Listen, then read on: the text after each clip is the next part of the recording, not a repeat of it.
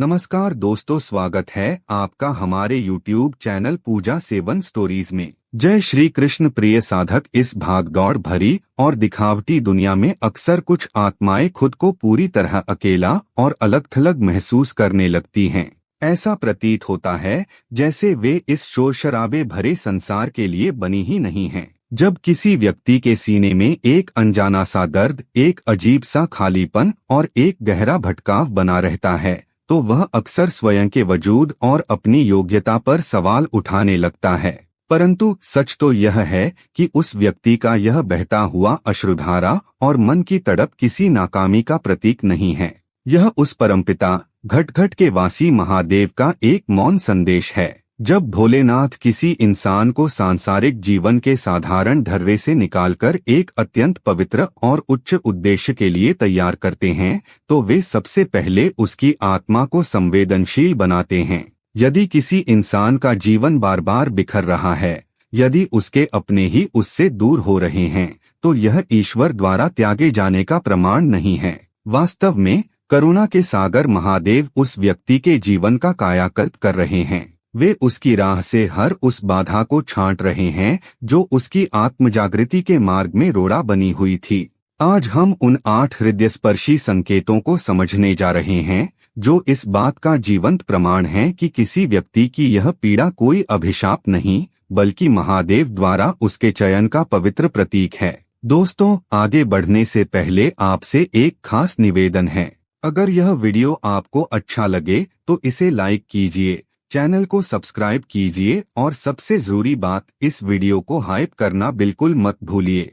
आपकी एक हाइप हमें और ज्यादा लोगों तक पहुंचने में मदद करती है और हमारे हौसले को और मजबूत बनाती है। आपका एक लाइक हमें ऐसे ही और दिव्य व प्रेरणादायक वीडियो बनाने की ताकत देता है। इसलिए कृपया करके इस वीडियो को लाइक और हाइप करके इस वीडियो को पूरा देखिए और दूसरों के साथ शेयर भी कीजिए। चलिए अब बिना देरी किए वीडियो को शुरू करते हैं। पहला संकेत, हृदय में अनसुलझी तड़प और गहरा खालीपन। जब महादेव किसी व्यक्ति को अपने दिव्य मार्ग के लिए तैयार करते हैं, तो उस व्यक्ति के हृदय में एक अजीब सा खालीपन और गहरा खिंचाव जन्म लेने लगता है। दुनिया की तमाम सुख सुविधाएं, भौतिक उपलब्धियां और मनोरंजन के साधन भी उस इंसान के मन को तृप्त नहीं कर पाते। वह महफिलों के बीच बैठकर भी भीतर से एक अनजानी सी तड़प महसूस करता है। यह पीड़ा या खालीपन कोई मानसिक तनाव या जीवन से हार मान लेना नहीं है, बल्कि यह उसकी अंतरात्मा की पुकार है। उस व्यक्ति की आत्मा यह भली भांति जान चुकी होती है कि इस नश्वर संसार की कोई भी सांसारिक वस्तु उसे वह परम सुख नहीं दे सकती जिसकी उसे तलाश है। उसकी आत्मा अपनी मूल ऊर्जा यानी महादेव से जुड़ने के लिए व्याकुल हो रही होती है। जब यह तड़प जगती है, तो व्यक्ति का ध्यान भौतिक दुनिया के दिखावे से हटकर जीवन के वास्तविक अर्थ की ओर जाने लगता है। वह ईश्वर की खोज में, सत्य की तलाश में और अपने भीतर के सन्नाटे में उत्तर ढूंढने का प्रयास करने लगता है। यदि किसी इंसान के सीने में ऐसा अनसुलझा दर्द और ईश्वर के प्रति एक अटूट खिंचाव बना रहता है, तो उसे समझ जाना चाहिए कि यह कोई पीड़ा नहीं, बल्कि महादेव का बुलावा है। भोलेनाथ उसकी चेतना को सांसारिक मोहमाया से मुक्त कर रहे हैं ताकि वह अपने वास्तविक और सर्वोच्च स्वरूप को पहचान सके। दूसरा संकेत, जीवन की विषमताओं का छंटना और संबंधों का शोधन। जब महादेव किसी व्यक्ति को एक उच्च और दिव्य मार्ग की ओर ले जाने का निर्णय लेते हैं, तो उसकी जिंदगी से वे लोग और परिस्थितियां अपने आप हटने लगती हैं जो कभी उसकी दुनिया हुआ करती थीं। जिन रिश्तों पर उस व्यक्ति को सबसे अधिक भरोसा होता है, वे अचानक छूटने लगते हैं। यह अनुभव शुरुआत में अत्यंत कष्टदायी और हृदय विदारक लग सकता है, लेकिन इसके पीछे महादेव का एक बहुत बड़ा कल्याणकारी उद्देश्य छिपा होता है। यह अलगाव कोई संयोग या दुर्भाग्य नहीं है, बल्कि यह ईश्वर द्वारा किया जाने वाला एक सूक्ष्म शोधन, फिल्टरिंग है। महादेव भली भांति जानते हैं कि उस व्यक्ति का होने वाला दिव्य सफर बहुत ही पवित्र है और उस पथ पर चलने के लिए उसे हर उस नकारात्मक ऊर्जा, स्वार्थी संबंध और विषैले प्रभाव से मुक्त होना आवश्यक है जो उसकी प्रगति में बाधा बन रहे थे। जब कोई इंसान इस कठिन दौर से गुजरता है, तो उसे लगता है कि वह अकेला पड़ गया है। परंतु वास्तविकता यह होती है कि महादेव उसकी राह को पूरी तरह स्वच्छ कर रहे होते हैं। वे उस झूठे मोहमाया के ताने बाने को काट रहे होते हैं ताकि वह व्यक्ति किसी इंसान पर निर्भर रहने के बजाय सीधे परमेश्वर का आश्रय ले सके। यदि किसी के जीवन में अचानक अपनों का साथ छूटने लगे और रास्ते वीरान नजर आने लगे तो उसे निराश होने की आवश्यकता नहीं है। यह इस बात का गहरा प्रमाण है कि भोलेनाथ स्वयं उसका हाथ थामकर उसे भीड़ से अलग कर रहे हैं ताकि वह एक महान उद्देश्य के लिए पूरी तरह तैयार हो सके। तीसरा संकेत, दूसरों के दुख दर्द के प्रति असीम करुणा का भाव। जब महादेव किसी आत्मा पर अपनी विशेष अनुकंपा बरसाते हैं तो उस इंसान के हृदय में एक गहरा भावनात्मक परिवर्तन आने लगता है। उस व्यक्ति के भीतर संवेदना और करुणा की एक ऐसी पवित्र सरिता बहने लगती है जो उसे हर पीड़ित, असहाय और दुखियारे जीव से जोड़ देती है। वह दूसरों के कष्टों को केवल देखता नहीं बल्कि उन्हें अपने भीतर महसूस करने लगता है। चाहे सड़क पर भटकता कोई भूखा प्यास बेजुबान जानवर हो या कोई बेबस और लाचार इंसान, उनका दर्द उस व्यक्ति के दिल को अंदर तक झकझोर देता है। वह चाहकर भी किसी की बेबसी देखकर अनदेखा नहीं कर पाता। उसकी आंखें दूसरों की तकलीफ में अपने आप भर आती हैं और उसके हाथ बिना किसी स्वार्थ के मदद के लिए आगे बढ़ने लगते हैं। यह अत्यधिक संवेदनशीलता कोई कमजोरी या भावुकता नहीं है बल्कि यह महादेव के दयालु और करुणासागर स्वरूप का उस व्यक्ति में घटित होने वाला प्रतिबिंब है। जब ईश्वर किसी के जरिए दुनिया में सुकून और मरहम पहुंचाना चाहते हैं तो वे सबसे पहले उसके दिल से स्वार्थ और कठोरता को हटाकर उसमें असीम प्रेम भर देते हैं। यदि किसी इंसान का दिल दुनिया के ताने और कड़वे अनुभवों के बाद भी पत्थर बनने के बजाय और अधिक कोमल और दयालु होता जाए तो यह स्पष्ट प्रमाण है कि स्वयं भोलेनाथ उस व्यक्ति के हृदय में निवास कर रहे हैं और उसे अपनी करुणा का संवाहक बना रहे हैं। चौथा संकेत, अंतर्ज्ञान की शक्ति और सूक्ष्म आध्यात्मिक अनुभूतियां। जब महादेव किसी व्यक्ति को अपने दिव्य मार्ग पर अग्रसर करते हैं तो उस इंसान के भीतर की छठी इंद्रिय यानी अंतर्ज्ञान, इंट्यूइशन, बहुत तीव्र और जागृत होने लगती है। वह घटनाओं के होने से पहले ही उनके शुभ या अशुभ होने का एक सूक्ष्म आभास अपने भीतर महसूस करने लगता है। उसकी आत्मा परिस्थितियों के सच को बिना किसी तर्क या प्रमाण के स्वतः ही भांप लेती है।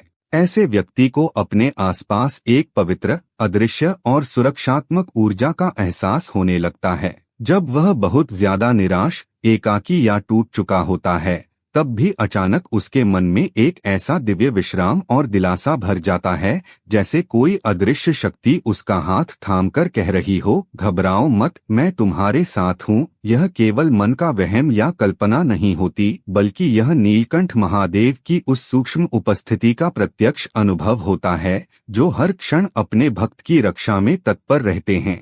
उस इंसान के निर्णय अब केवल उसके दिमाग से नहीं बल्कि उसकी जागृत अंतरात्मा की दिव्य आवाज से निर्देशित होने लगते हैं। जब किसी के जीवन में यह आंतरिक मार्गदर्शन इतना स्पष्ट और सटीक होने लगे कि उसे हर कठिन मोड़ पर सही राह का इशारा मिलने लगे तो यह इस बात का अचूक संकेत है कि उस व्यक्ति का सीधा संबंध महाकाल की चेतना से जुड़ चुका है। भोलेनाथ स्वयं उसके भीतर बैठकर उसे हर संकट से बाहर निकाल रहे हैं। पांचवा संकेत, भौतिक इच्छाओं का शांत होना और वैराग्य का उदय। जब महादेव किसी आत्मा की चेतना को उन्नत करने लगते हैं तो उस व्यक्ति के भीतर सांसारिक वस्तुओं का आकर्षण धीरे धीरे समाप्त होने लगता है। जहां आम इंसान धन, प्रसिद्धि और भौतिक सुख सुविधाओं की अंधी दौड़ में भागे जा रहे हैं, वहीं महादेव द्वारा चुने गए व्यक्ति के मन में एक गहरा ठहराव और वैराग्य जन्म लेने लगता है। वह व्यक्ति अब दिखावे की दुनिया से दूर होकर सादगी, सच्चाई और शांति को प्राथमिकता देने लगता है। उसे यह भली भांति समझ आने लगता है कि इस नश्वर संसार की कोई भी महंगी वस्तु उसके मन को वह सच्चा सुकून नहीं दे सकती जो ईश्वर के ध्यान और भक्ति में मिलता है। यह वैराग्य जीवन से भागना नहीं बल्कि मोहमाया के बंधनों से मुक्त होना है। उस इंसान का ध्यान बाहरी चमकदमक से हटकर अपनी आत्मा के वास्तविक विकास और आंतरिक शांति की ओर मुड़ जाता है। जब किसी इंसान की भौतिक इच्छाएं अचानक शांत हो जाएं और उसके भीतर एक अनूठा संतोष भर जाए तो यह इस बात का गहरा संकेत है कि भोलेनाथ ने उसकी चेतना को इस सांसारिक भ्रम से ऊपर उठा लिया है। अब उसका मन केवल और केवल सत्य की खोज में लीन होने के लिए तैयार हो चुका है। छठा संकेत, आत्ममंथन और सत्य की तीव्र खोज। जब महादेव किसी व्यक्ति को अपने विशेष अनुग्रह का पात्र बनाते हैं तो उस इंसान के भीतर एक गहरा आत्ममंथन शुरू हो जाता है। वह बाहरी दुनिया के शोर शराबे से हटकर अपने स्वयं के अस्तित्व पर विचार करने लगता है। उसके मन में यह प्रश्न निरंतर गूंजने लगता है कि मैं कौन हूँ, मेरे जीवन का वास्तविक उद्देश्य क्या है। वह व्यक्ति केवल सांसारिक दिनचर्या को निभाने के लिए नहीं जीता, बल्कि वह हर घटना और अनुभव के पीछे छिपे गहरे अर्थ को तलाशने लगता है।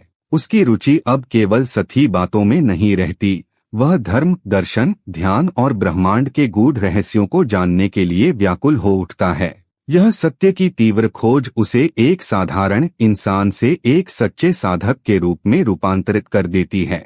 उसकी आत्मा सांसारिक भ्रम के पर्दों को चीरकर उस परम सत्य यानी महादेव के दिव्य स्वरूप का साक्षात्कार करना चाहती है। जब किसी इंसान का मन बाहरी तमाशों से पूरी तरह ऊब जाए और उसके भीतर सत्य को जानने की ऐसी अखंड प्यास जग उठे, तो यह इस बात का स्पष्ट संकेत है कि भोलेनाथ स्वयं उसकी आध्यात्मिक यात्रा के पथप्रदर्शक बन चुके हैं और उसे एक महान ज्ञान की ओर ले जा रहे हैं। सातवां संकेत, अंतरात्मा का रूपांतरण और क्षमा की शक्ति। जब महादेव किसी व्यक्ति को अपनी दिव्य कृपा से स्पर्श करते हैं तो उस इंसान के स्वभाव में एक अद्भुत और अलौकिक रूपांतरण देखने को मिलता है। उसका कठोर से कठोर दिल भी अत्यंत कोमल, शांत और सहृदय बन जाता है। जिन लोगों ने कभी उसे दुखाया या उसके साथ छल किया, उनके प्रति भी उसका क्रोध और प्रतिशोध का भाव पूरी तरह मिट जाता है। उसके भीतर एक ऐसी असीम क्षमा की शक्ति जागृत होती है जो केवल एक महान आत्मा में ही हो सकती है। वह समझ जाता है कि दूसरों को क्षमा करना वास्तव में स्वयं को शांति देने का मार्ग है। वह पुरानी कड़वाहटों को भुलाकर जीवन में आगे बढ़ना सीख लेता है। जब किसी इंसान का मन नफरत और बदले की भावना से पूरी तरह मुक्त होकर केवल प्रेम और करुणा से भर जाए, तो यह इस बात का निर्विवाद प्रमाण है कि नीलकंठ महादेव ने उसके भीतर के सारे विष को हर लिया है और उसे एक नया पवित्र जीवन प्रदान किया है। आठवां संकेत, असीम समर्पण और ईश्वर की इच्छा में परम आनंद। जब महादेव किसी आत्मा को अपने विशेष उद्देश्य के लिए चुनकर इस दिव्य यात्रा के अंतिम चरण में लाते हैं तो उस व्यक्ति के भीतर का अहंकार और मैं का भाव पूरी तरह विलीन हो जाता है। वह जीवन के हर मोड़ पर अपनी इच्छाओं को थोपना छोड़ देता है और पूरी तरह से भोलेनाथ की मर्जी में खुद को समर्पित कर देता है। चाहे जीवन में सुख आए या दुख, सफलता मिले या असफलता, वह हर परिस्थिति को महादेव का प्रसाद मानकर सहर्ष स्वीकार करता है। उसके मन से हर प्रकार का भय, चिंता और भविष्य की घबराहट मिट जाती है, क्योंकि उसे यह अटूट विश्वास हो जाता है कि उसका जीवन स्वयं महाकाल के सुरक्षित हाथों में है। जब किसी इंसान का मन परिस्थितियों से परे जाकर एक असीम शांति और परम आनंद का अनुभव करने लगे, जहाँ केवल और केवल शिव की भक्ति का विश्राम हो, तो यह इस बात का सबसे बड़ा प्रमाण है कि वह आत्मा पूरी तरह से महादेव के दिव्य संरक्षण में आ चुकी है।